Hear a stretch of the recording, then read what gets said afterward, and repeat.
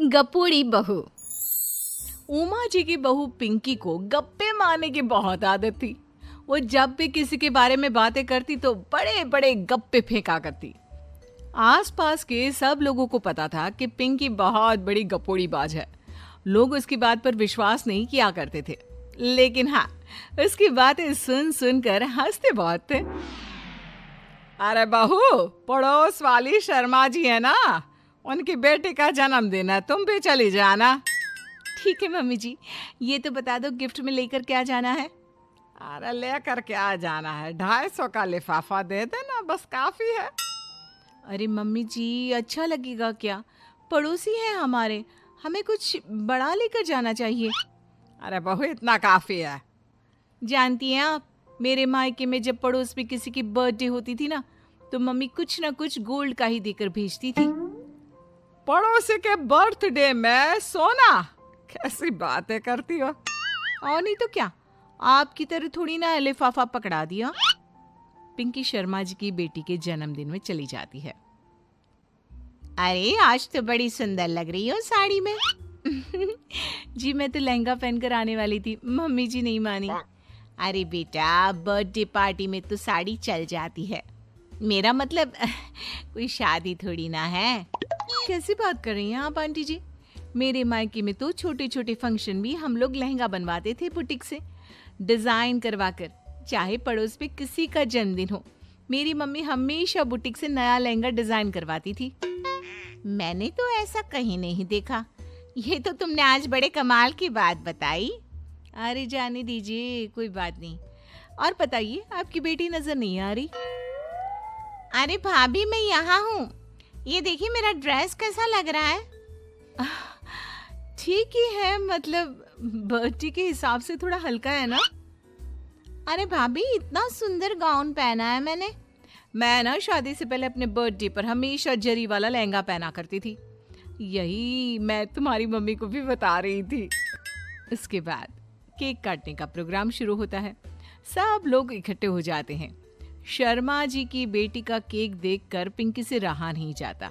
उसके अंदर का गपोड़ी बाज बाहर निकल कर आ जाता है। अरे इतना छोटा सा केक! अरे बेटा, मेहमानों के हिसाब से ही है, जितने लोग इतना बड़ा केक। आंटी जी, कम से कम 4 या 5 मंजिल वाला केक तो बनाना चाहिए था। आपकी बेटी का बर्थडे रोज रोज थोड़ी ना आता है। मेरे बर्थडे पर हमेशा पापा 4 केक बनवाते थे, सारे केक 4-4 मंजिल के होते थे। वहां पर सारे लोग उमा जी के मोहल्ले के ही थे और वो पिंकी के गप्पे मारने की आदत से अच्छी तरह वाकिफ थे, इसलिए सब लोग उसकी बात सुनकर हंसने लगे, लेकिन किसी ने पिंकी से कुछ नहीं कहा। एक दिन सुबह सुबह पिंकी ने अपनी सास से कहा, मम्मी जी, मेरे मम्मी पापा मुझसे मिलने के लिए यहाँ आ रहे हैं। अरे वाह, ये तो बहुत अच्छी बात है। उनके आने की तैयारी करो, अच्छा अच्छा खाना बनाओ। वैसे कब तक आएंगे? मम्मी जी फ्लाइट से आ रहे हैं, कल शाम को 4 बजे की फ्लाइट है। फ्लाइट? लेकिन बेटा, तेरा मायका तो यहाँ से 2 घंटे की दूरी पर है। तेरे मम्मी पापा फ्लाइट से कब से आने लगे? अरे मम्मी जी, आपको पता नहीं है, मेरे मम्मी पापा ना आधे घंटे की दूरी के लिए भी फ्लाइट का टिकट बुक करवाती है। अरे गप्पे थोड़े कम मारा करो बहू, कोई फ्लाइट से तब आएगा ना जब यहाँ पर एयरपोर्ट होगा। तुम्हारी मम्मी क्या उड़कर आएगी घर में? अरे हाँ मम्मी जी, मैं तो भूल ही गई थी। वो क्या ना, मेरे मम्मी पापा हमेशा फ्लाइट से ही ट्रैवल करते हैं, तो मेरे दिमाग से ही निकल गया था। अगले दिन पिंकी के मम्मी और पापा पिंकी से मिलने के लिए उसके घर आते हैं। आइए आइए जी, आपका बहुत बहुत स्वागत है। और समदन जी, हमारी बेटे की कोई शिकायत तो नहीं ना? ठीक से संभाल लिया है ना आपका घर? अरे मेरी बहू बहुत समझदार है, घर का काम बहुत अच्छे तरीके से करती है। बस थोड़ा ज्यादा बोलने की आदत है उसे, आपको परेशान करती होगी ना। बात तो आपकी सही है, उसकी थोड़ा ज्यादा नहीं बहुत ज्यादा बोलने की आदत है। लेकिन कोई बात नहीं, आपकी बेटी दिल की बहुत अच्छी है, बस थोड़ा बोलती ही तो ज्यादा है। पिंकी बेटा, इधर आओ, देखो तुम्हारे मम्मी पापा आए हैं, तुमने इनके लिए खाना तो बना लिया ना? वो क्या है ना मम्मी जी, आपसे एक बात कहनी थी। हाँ हाँ बोलो बहू, क्या बात है, डरने की कोई जरूरत नहीं। वो मम्मी जी, मैंने सोचा मम्मी पापा आए हैं तो खाना बाहर से मंगवा लेती हूँ। अरे कोई बात नहीं बेटा, वैसे भी तुम किचन में काम करने लग जाती तो अपने मम्मी पापा से बात कब करती। बहुत अच्छा किया।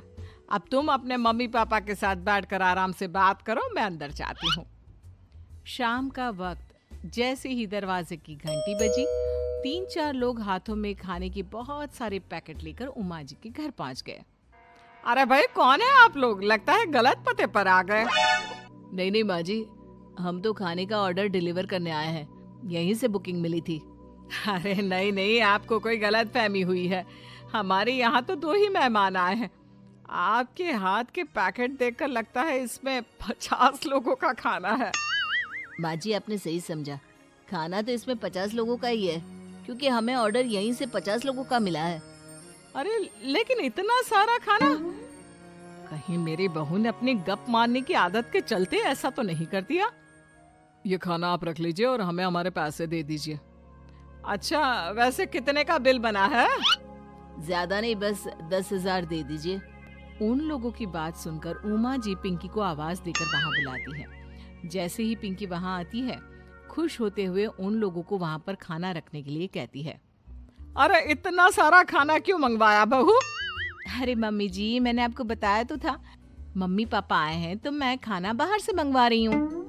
ये बात सही है बेटा, लेकिन 2 लोगों के लिए 50 लोगों का खाना? अरे मम्मी जी, कुछ कम पड़ जाए तो अच्छा थोड़ी ना लगता है, और मेरे मायके में तो ऐसा ही होता है, एक्स्ट्रा खाना मंगवाते हैं हम लोग। तभी पिंकी के मम्मी और पापा वहां पर आते हैं।